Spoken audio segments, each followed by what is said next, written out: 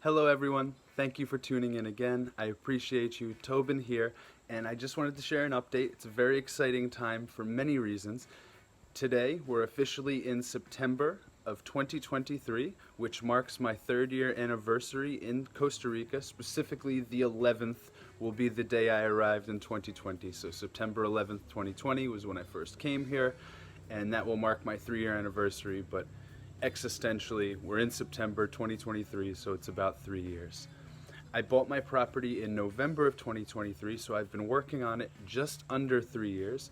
And the exciting time I'm talking about is not this anniversary, but the arrival of my first actual horses is coming soon. So probably around the actual 3-year anniversary in Costa Rica, I'm adding 2 horses to my family thanks to Sarah Elena, who is the person who picked me up from the airport, myself, Hercules, and Jasmine 3 years ago. So thank you, Sarah, if you happen to see this, and thank you anybody who's supported Sarah and her journeys here. That's allowed me to get here and to this point. And she's donating 2 of her horses that are currently living somewhere up near Jaco, Playa Hermosa, and they'll be coming to live with us here at the Jungle Temple with Astro and Jasmine, and maybe one day Simba will come back.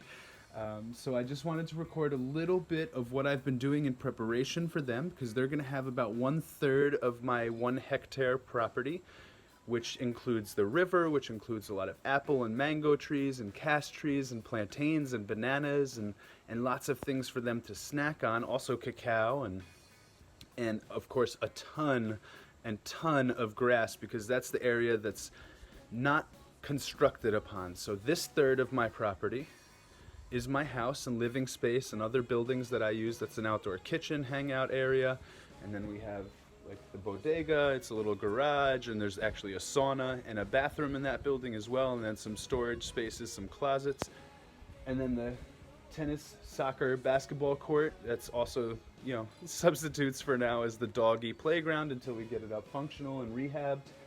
And then as you see in the distance, that roof, I don't know if you can see it, there you go. That roof back there is the in construction, or in renovation I should say, restaurant and cafe space. And then I do have a cabin in the back there. I don't know if you could see it. It's a little green building back there, but that's a 2-bedroom, 1-bathroom cabin or guest house on the property that is also in renovation.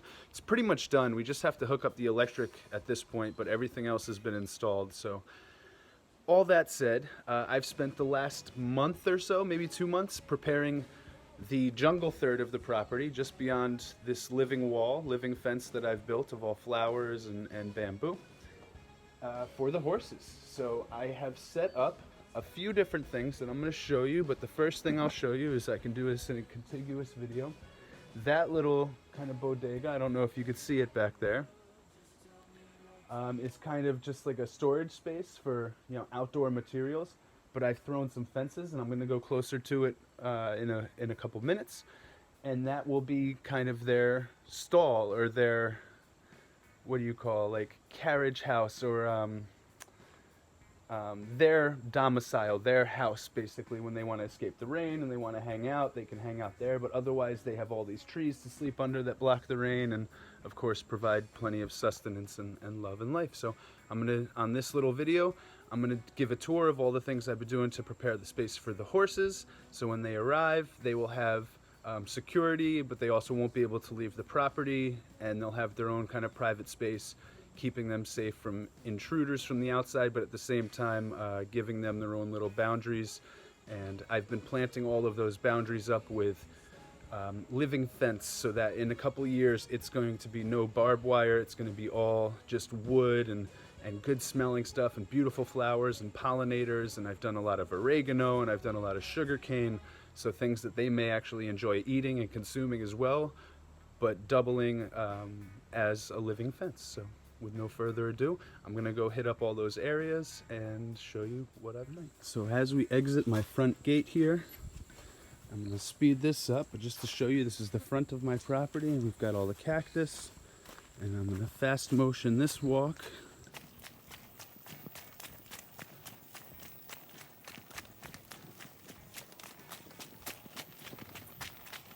So this will be their doorway in and out of the property. And this is saran. This is like what people normally use for some fencing.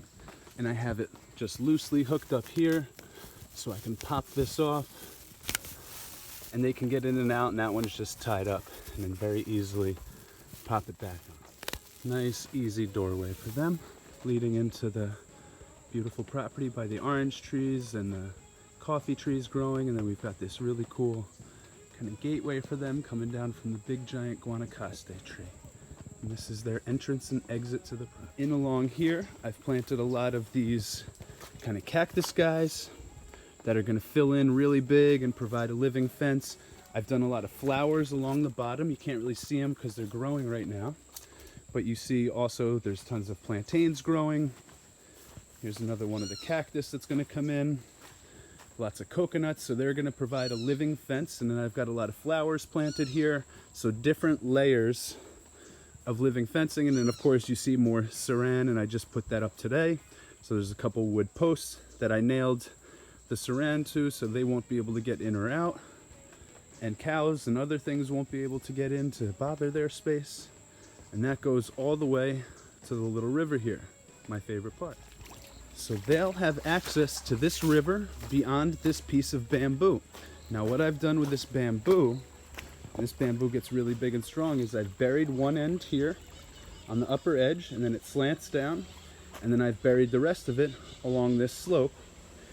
And as you'll see, this bamboo, within 2 weeks of planting it, is already starting to grow these little bamboo nodes. And they're coming out on every single one. And this will shoot up nice and tall, as thick as this, probably thicker at some point in a few years. And as you see, that's what it's going to start looking like. And we've got new growth on all of this. And that's going to poke out all up this line as well and create a bamboo border for the river.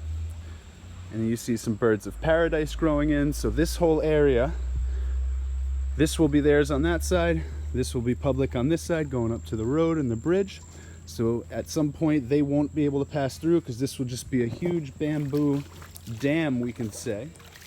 And that will still allow the water to get through, but it will create a natural fencing that won't allow things in or out, and specifically create a nice border for the horses. And then they get access to all of this land, the river that goes all the way up and in and loops around in a giant S shape. And then they'll have access to my island here, and they can eat all of that stuff as much as they want. And they'll have access to all that land up there as well, which is bordered by these thick plantains and bananas and coconuts. Okay, so here I am walking through what will be their front door in and out of the property. So when we go for rides and we want to go out to the street or to waterfalls, that's the way we're going to come in and out. And then this is their whole area, and I just love this. Can you see? This is like a draping vine from the big Guanacaste, and it provides a doorway like those old beaded hippie entries. Isn't that beautiful? So the horses will have that to come in and out of their property. And as they enter, we've got the orange tree, a bunch of my coffee plantation here, and they'll be able to navigate through. And then all of this is their zone. All of this is their grass to eat. I'm sure they'll be nibbling on all the fruit trees as well, because the leaves taste good. But they'll be able to hang out here as much as they want. This is going back towards my kitchen building, and I have this closed off with lines of flowers. And I'm going to put another little saran door right here, so they can't get in and out to the front of the property. And this will separate them to this area here. So this is all their hangout, big open space. Lots of oranges, as you've seen in other videos. They've got apple trees to eat. They've got mangoes to eat from, aguacates or avocados, cacao. They've got this whole land. This is all theirs. And you'll see this is the other side of the building. We've got another coffee plant. And then this is all going to be closed in. I just planted a thinner bamboo down along the border here. You can actually see some of it. And I've got it sticking out of the ground, so soon that will grow up a nice thin bamboo and protect them and keep them in. And then we've got this line of living fence that I planted last year as well. And then this is my property, and this is the horses' property. My property, horses' property.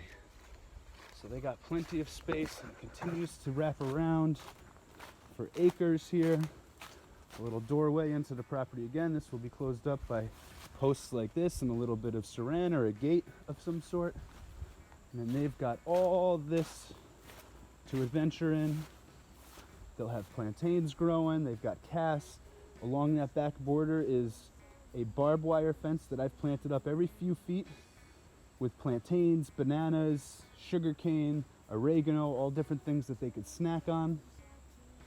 And hopefully within 2 years that will be as tall as that fence, and we won't have to worry about doing any more barbed wire for the future, and I'll just keep doing other layers of flowers like I've done here, a tobacco form, like we've done this living fence as well, and then I've done bamboo all along here. So we're gonna have 3 layers on pretty much the whole property that separates, let's say, the human space from the horsey space, and they will have plenty. Now as we wrap around, I want to show you, we've got some cass getting really big here, so I can start to harvest this from my friends in town. This is a Costa Rican cass.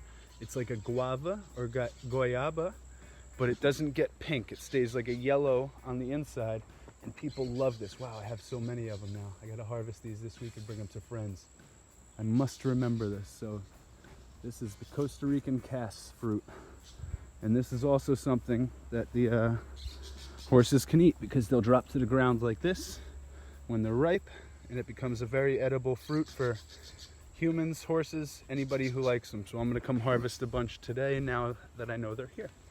So I've done this border here with the zing, as they call it, or zinc, so a little metal, and that's one border. And then I've closed in this kind of bodega area for the horses, so they can come hang out in here. Obviously I'm going to move the saran when I'm not using it, but they have a little doorway in here. They also have a doorway here through this bamboo and wood, and they can come hang out in here when it's raining. It's all protected.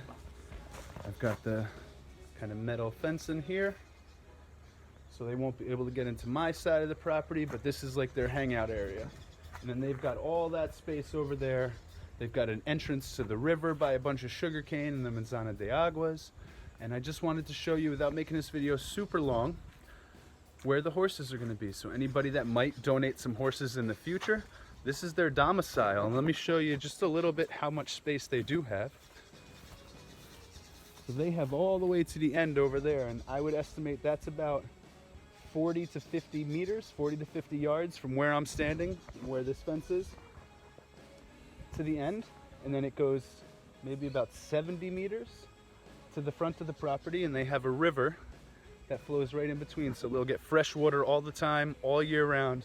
They've got access to all of these fruit trees. Those big trees over there are Manzana de Agua, so a few times a year they're harvesting thousands of fruits that the horses can snack on as much as they want. Get big, you know, happy bellies. and yeah, so this is the other angle of their little hangout area, and everything's protected and safe, and hopefully they're super happy all their lives. And we'll start with the 2 from Sarah, and then hopefully I would like to get up to 6, maybe 8 horses here on this property, and they'll have this whole area to roam. And if they want more space, eventually I'll open up more. As these living fences continue to grow around my property, they'll have access to that whole alleyway down there to where the cabin and the restaurant is, and I'll close that off over there, so they have another maybe 2,000 square meters to play with. So yeah, and maybe, fingers crossed, hopefully in the coming years, the business is doing really well, and I can buy a lot of this land beyond this barbed wire fence, and we can extend their habitat significantly ad infinitum all the way to the river, which is a couple kilometers away. So that's the goal for the future, and if you guys can support, I would appreciate it. Any of my friends and potential investors that are going to be building Airbnb spaces here, as we become more successful, we can accumulate more of that land and magnify or amplify or grow in magnitude our Airbnb spaces, but also our animal refuge here. So thank you guys for tuning in. Hopefully one of the next videos I post is when the horses get here. I just wanted to do this preliminary to show you the space for anybody who is wondering. And the next time I post this part of the land, we will hopefully have 2 of our first horses here. So super excited. All right, one last thing before I sign off for this video. I just wanted to show something I've been very excited to use for the past couple years. I have this really nice horse saddle, really awesome high-end stirrups. It's not just, the footstep, but it's an actual like full, beautiful, well-crafted saddle. We've got some ropes to take care of the horses, to tie them up. But yeah, I'm excited to wipe the dust off this guy. It's been waiting for a horse to put it on, and we can go on rides. Probably almost every day of the week I'll be riding. So coming soon, this saddle will be on a horse, and we will be riding around Vasconia. So anybody that visits Costa Rica and wants to do horseback riding, come on down. I've got 2 horses to start, so I'm looking for a friend to go riding with, so the horses can get full attention and you and I can have some fun here. So hopefully some of you that are watching this video come visit the Jungle Temple soon, and we can go riding around this beautiful community I live in, Vasconia of Puri. Alright guys, I actually wanted to show you this too at the end. This is horseshoe care. So I've been studying pretty intensely how to take care of the horses in many different ways, all the materials that I'll need to do horseshoe changing, the techniques. I checked out a lot of different videos and cross-reference stuff, so usually every 6 weeks we got to change or check the horseshoes and then change them when the heel extends past the shoe. And I'm not going to go through everything, but it just shows you the extensiveness that I've been studying over the past few weeks, and then other things that I need for the horses: salt lick, of course, saddles, under saddle pads, straps, body brushes, horse shampoo, mane comb, sponges. I'm going to take really good care of these horses just like they were a child of mine or my dogs.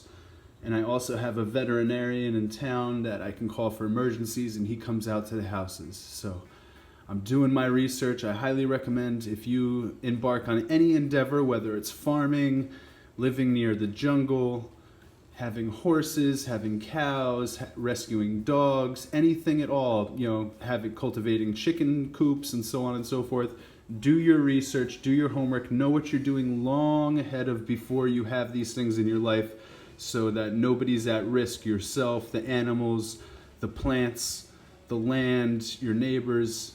So you have done your research, so when you're immersed into the practical setting, you know exactly what to do in life so that there's no surprises.